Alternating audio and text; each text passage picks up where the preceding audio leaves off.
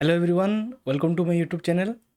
आज की इस वीडियो में जो ओसीएस एग्ज़ाम का जो सीरीज चल रहा था उसका सेकंड पार्ट जो मेडिएवल इंडिया का, उसके ऊपर हम डिटेल में डिस्कस करेंगे। मेडिएवल इंडिया का जो पार्ट 1 है वो ऑलरेडी मैंने वीडियो बना दिया है, चाहे तो आप उसको चेकआउट कर सकते हैं। इस वीडियो में अगेन मेडिएवल इंडिया का जो सेकंड पार्ट है वहाँ पे मैं आपको डिटेल्स में जो इम्पोर्टेंट हेडिंग है और उसके सब हेडिंग है उसके बारे में डिटेल में बताऊंगा। और आगे जो भी एग्ज़ाम होने वाले हैं, सिविल सर्विस का हो गया कि नॉर्मल गवर्नमेंट जॉब का हो गया, जहाँ पे जनरल स्टडी पेपर आता है वहाँ पे आपको बहुत सारा हेल्प हो जाएगा। तो चलिए वीडियो को शुरू करते हैं। तो फर्स्ट जो टॉपिक है वो है Akbar.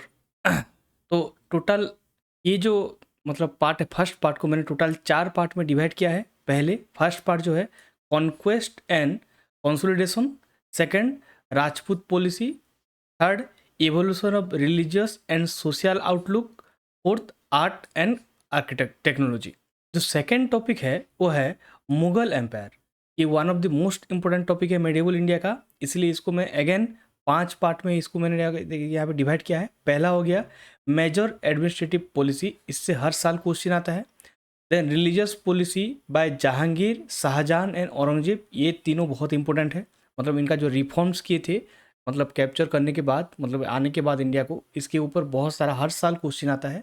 Then nature of Mughal states, crisis and revolt. ये लास्ट जो पार्ट है ये टोटल 2 पार्ट है, मतलब समझ लीजिए ये पहला पार्ट है, ये सेकंड पार्ट है, ये थर्ड पार्ट है, ये फोर्थ पार्ट है, ये फिफ्थ पार्ट है। तो ये रिवोल्ट्स जो है इसके ऊपर बहुत सारे मतलब सब हेडिंग और बन सकते हैं, लेकिन मैंने ओवरऑल इसको एक हेडिंग रिवोल्ट्स दे दिया है। तो पहले जब भी आप मुगल्स एम्पायर का हमारे बारे में नोट्स बनाएंगे, फर्स्ट आपको इसका जो एडमिनिस्ट्रेटिव पॉलिसी है इसको बहुत ज़रूर से ध्यान दीजिएगा, इसके ऊपर क्वेश्चन आता है। देन रिलीजियस पॉलिसी, ये 3 जो डिफरेंट रिलीजियस पॉलिसी बनाए थे इसके ऊपर भी आपको नोट्स बनाना है। थर्ड जो है जो मेजर रिवोल्ट्स हुए थे, तो किस लास्ट एंड में ये मतलब एम्पायर कैसे कैसे कौन कौन से रिवोल्ट्स की वजह से मतलब इस एम्पायर को मतलब इफेक्ट हुआ था। थर्ड जो पार्ट है वो है इकोनॉमी एंड सोसाइटी। इसको अगेन मैंने 4 पार्ट में डिवाइड किया है। पहला हो गया agricultural production, then trade revolution, then banking, insurance and credit system, fourth evolution of Sikh community. ये चारों टॉपिक में से बहुत सबसे ज़्यादा एंड मोस्ट इंपॉर्टेंट टॉपिक है ये वाला ट्रेड रिवोल्यूशन। इसको इस मतलब हर साल एमसीक्यू में भी तो क्वेश्चन इसका आता ही है, मतलब जब जनरल स्टडी पेपर में, और जिनका ऑप्शनल है इसके रिलेटेड बहुत सारा क्वेश्चन आता है, क्योंकि ये मेडिएवल इंडिया से लिंक्ड हो जाता है। एंशियंट इंडिया, मेडिएवल इंडिया, ये लिंक्ड हो जाता है। ये जो ट्रेड रिवोल्यूशन मतलब लिंक्ड टॉपिक है।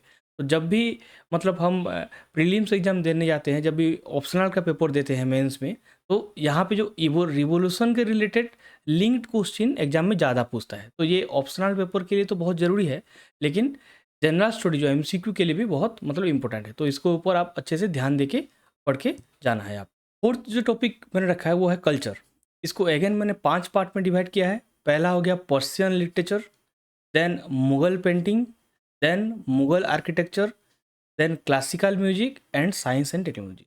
इसमें से अगर मोस्ट इंपॉर्टेंट देखें तो ये Mughal painting and Mughal architecture, ये बहुत ही इंपॉर्टेंट है।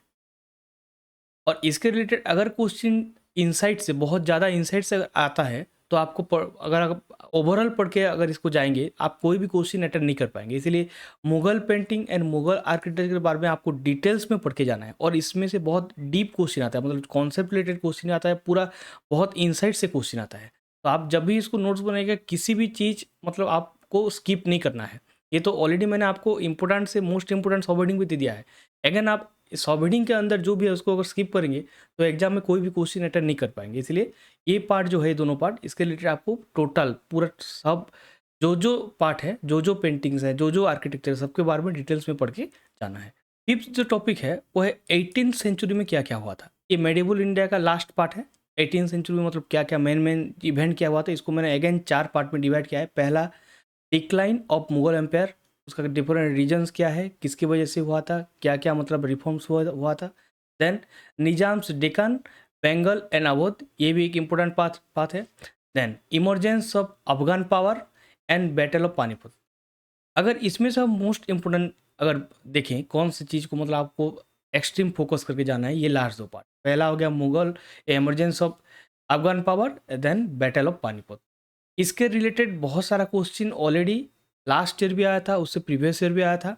तो पानीपत ये बैटल ऑफ पानीपत रिलेटेड जो भी क्वेश्चन आज तक कोई भी जनरल स्टडी पेपर में नहीं छूटा है, इसलिए आप इसको अच्छे से आपको पढ़ के जाना है। आई होप मैंने इस 5 टॉपिक में आपको बहुत सारा इंपॉर्टेंट टॉपिक दे दिया है। इसका जो पार्ट 1 है आप उसको ज़रूर देखिए, उसको ओवरऑल आपका आइडिया हो जाएगा और मेडिएवल इंडिया का सारा जो इंपॉर्टेंट टॉपिक कवर हो जाएगा। और जब आप नोट्स बनाएंगे तो आपको ईजी होगा पढ़ने में। तो मैं अपने चैनल में ओएस जो सीरीज चल रहा है उस ये प्लेलिस्ट में बहुत सारा टॉपिक है। अभी एग्ज़ाम बहुत जल्दी आने वाला है, आप चाहे तो अभी से उसको पढ़ाई शुरू कर सकते हैं। अगर आपको मेरा कंटेंट अच्छा लगता है then please do like and subscribe. Thank you for watching everyone.